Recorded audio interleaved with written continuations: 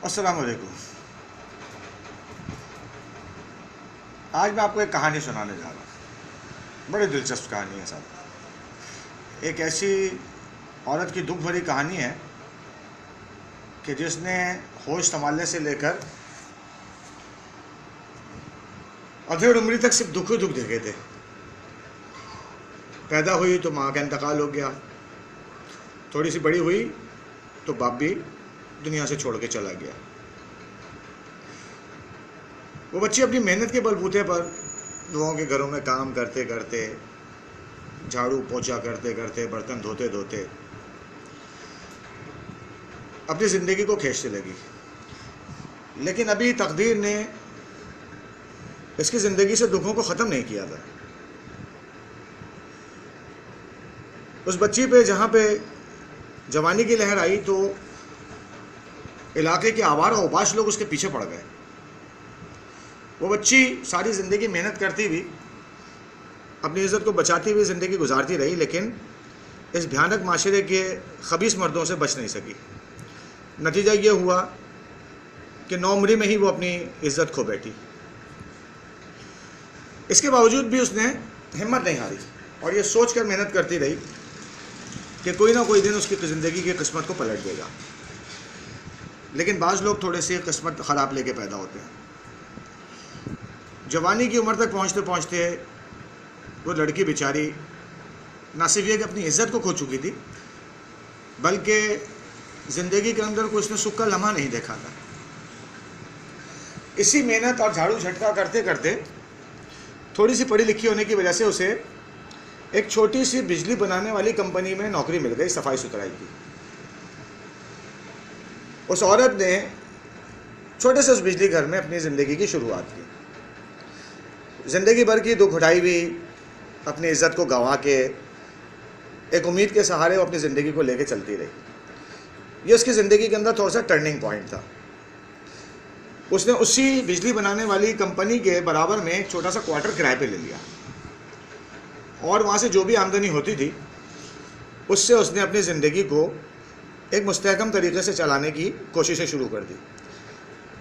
जहाँ पे उसके थोड़ी सी मामलात ज़िंदगी के दुरुस्त हुए और उसे ज़िंदगी की तरफ देखने का मौका मिला तो उसे इस बात का अंदाज़ा हुआ कि उसकी दुखों की ज़िम्मेदार ये दुनिया है।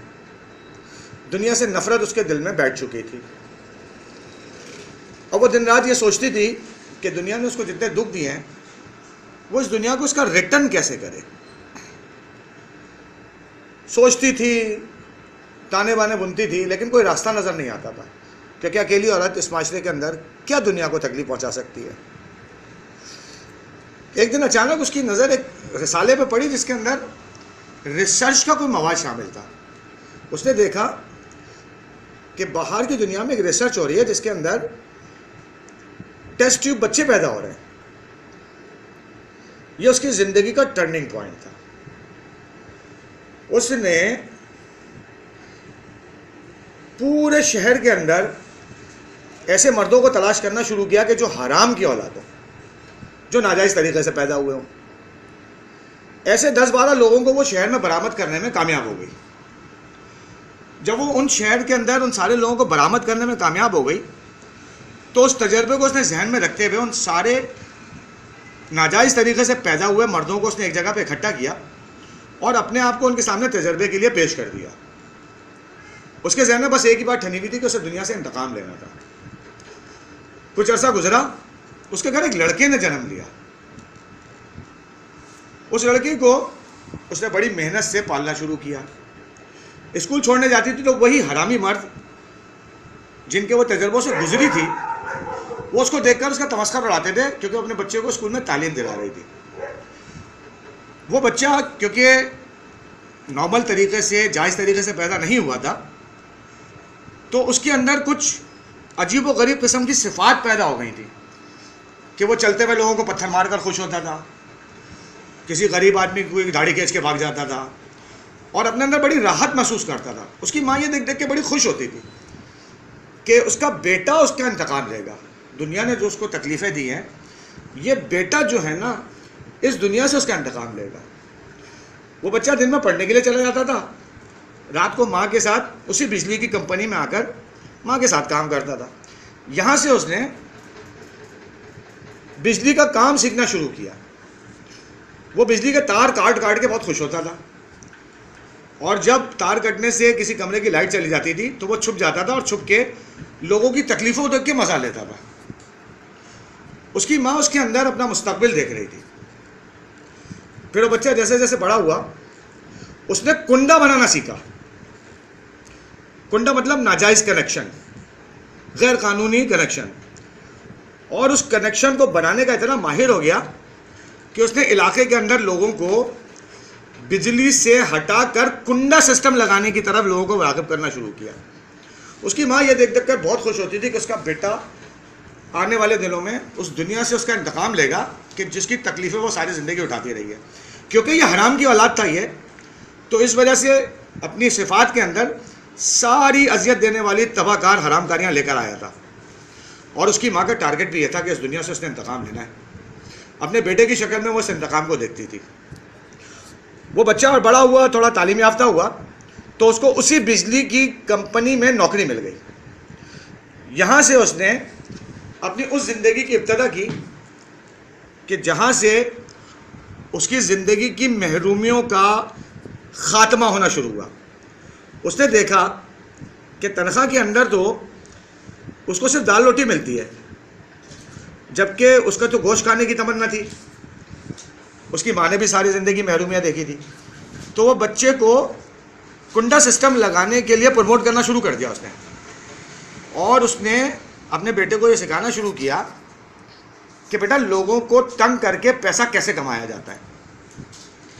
वो बच्चा तरक्की करता हुआ एक दिन एक कंपनी का जीएम बन गया। यहाँ से उसकी ज़िंदगी की काया पलट गई, क्योंकि वो ऐसे हराम खोरों के दरमियान पहुँच गया था कि जो उसके जैसे ही थे।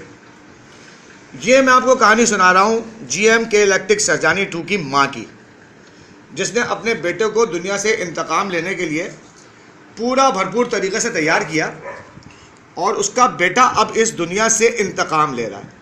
हराम की औलाद, हराम की आमदनी, तरसीबी ज़िंदगी, महरूम, नाउमंग तमन्नाएँ, माँ की बेइज्जती, माँ की ज़िंदगी का दुख, ये सब उसको गलत रास्ते पे ले गया।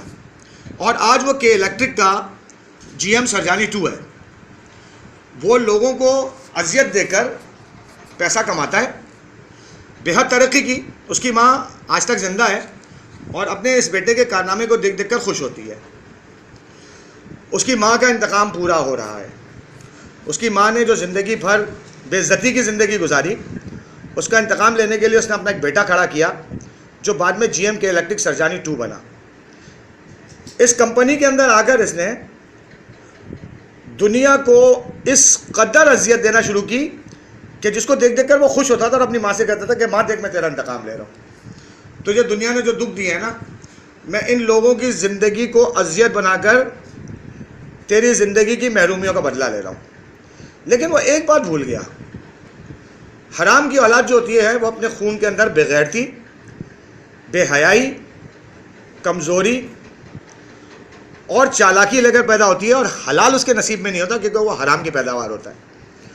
तो ये जीएम के इलेक्ट्रिक सरजानी 2 की मैंने जब इस इलाके के अंदर कार्रवाइयों को देखा तो मुझे तशवीश हुई कि मैं ये एक आदमी के अंदर इतनी खिबासत कैसे हो सकती है।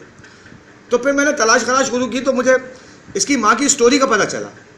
तो फिर मुझे इसकी ज़िंदगी की तबाहकारियों पर थोड़ा सा अफसोस भी है और मैं इसकी तकलीफ़ को समझ सकता हूँ।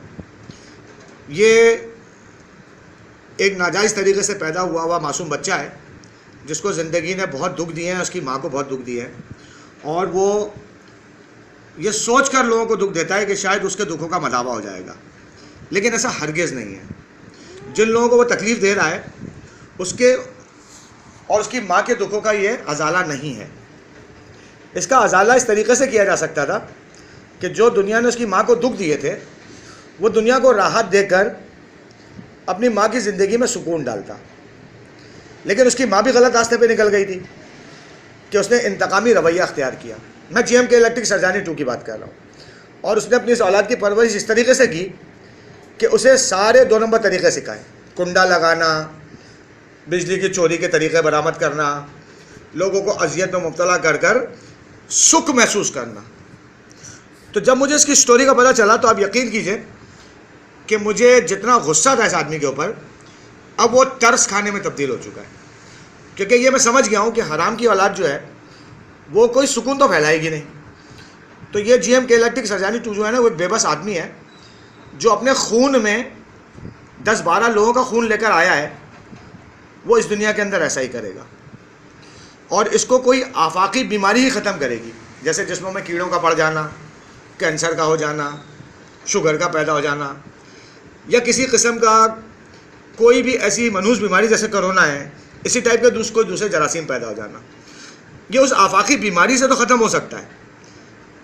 GM इलेक्ट्रिक सरजानी 2 किसी आफाकी बीमारी से तो ख़राब हो सकता है, क्योंकि हराम खाने वाले लोगों के पास हराम खिलाने के रास्ते बहुत होते हैं और दुनिया को अजियत देने का सिलसिला वो उस वक्त तक जारी रखते हैं जब तक खुद अजियतनाक ज़िंदगी गुजार कर अजियतनाक मौत ना मर जाए।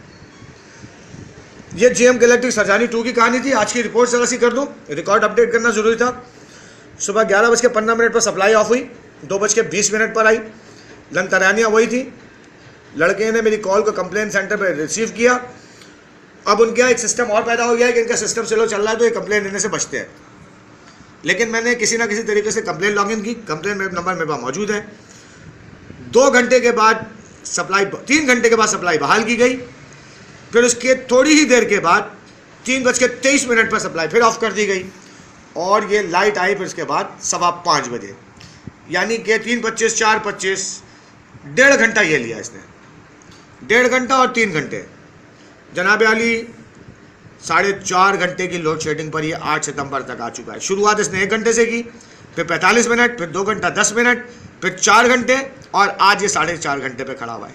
लेकिन आज मुझे इसकी स्टोरी का क्योंकि पता चल गया है तो आज मुझे गुस्सा नहीं आ रहा है, क्योंकि इतनी तकलीफ़ों में इसकी माँ रही, इतने खौफनाक तजर्बों से इसने अपने इस हरामकार बेटे को पैदा किया, इतनी मेहनत कर कर इसकी फितरत में के अंदर जहर डाला, इसकी फितरत के अंदर ग़लाज़त पैदा की, तो इससे अच्छाई की उम्मीद बेकार है। ये अपनी ग़लाज़त का मुजाहरा उस वक्त तक करता रहेगा जब तक ग़लाज़त की मौत नहीं मर जाएगा। और इंशाअल्लाह ताला अल्लाह वो दिन हमें दिखाएगा। अल्लाह ताला इसकी माँ को और GM इलेक्ट्रिक को, जो कि हराम की औलाद है, इसको सब्र दे और लोगों की अजियत कम करने की कोई हिदायत दे। अल्लाह करे कि अल्लाह की तरफ से कोई इसके लिए बेहतरी पैदा हो जाए, वरना इसके लिए कोई आसानी दिखती नहीं है। दुआ में याद रखिएगा। आधे घंटे बाद ये वीडियो के इलेक्ट्रिक के पेज पे और यूट्यूब पे चल रही होगी। सबूत बनता रहेगा, अच्छे वक्त का इंतज़ार है। लेकिन अब मेरी हमदर्दियाँ GM इलेक्ट्रिक सरजानी 2 के साथ हैं, क्योंकि इसकी माँ बेहद अजियतनाक ज़िंदगी गुजार कर इस हराम बेटे को जन्म दिया है, तो कुछ ना कुछ तो ये दुनिया के अंदर अजियत पहुँचाएगा। इसकी माँ का टारगेट भी यही था। अल्लाह हाफिज़।